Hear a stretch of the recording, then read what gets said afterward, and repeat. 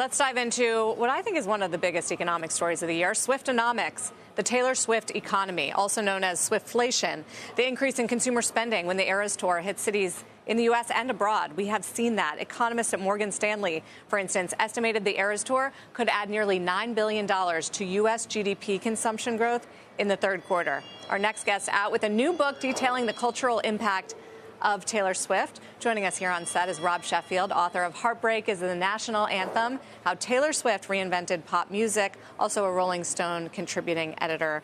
Rob, it is such a pleasure to have you here. Thank you so much. It's such a pleasure to be here. Thank you. And for those that don't know Rob, he wrote the encyclopedia on Taylor Swift, ranking all of her songs, which I disagree with many of them, and I agree with many of them. So, Rob, the Eras Tour, I mean, you've been writing about studying music and pop culture for a really long time. It is arguably the most successful economic tour. How does it reset the idea of live entertainment? It's like nothing else. There's nothing else you can compare it to, really.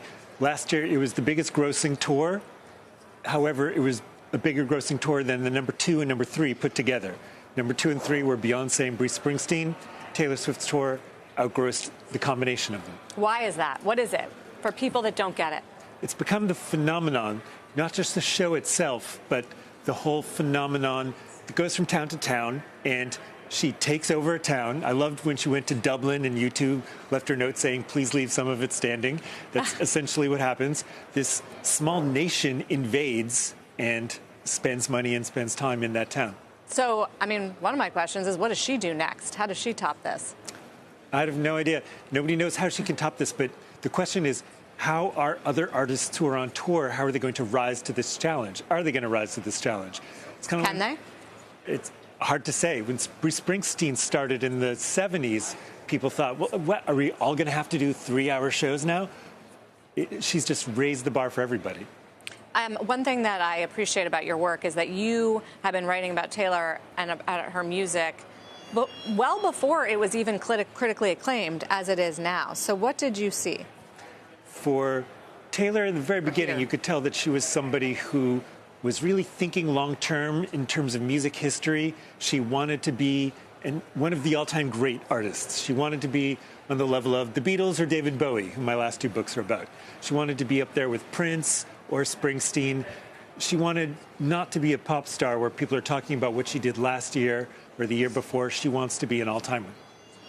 I mean, is she? I mean, has there ever been anyone as culturally relevant as she has and has reached her celebrity status? Unbelievable. She could have retired before she was old enough to rent a car, and she would still be an all-time legend as a songwriter, as a performer.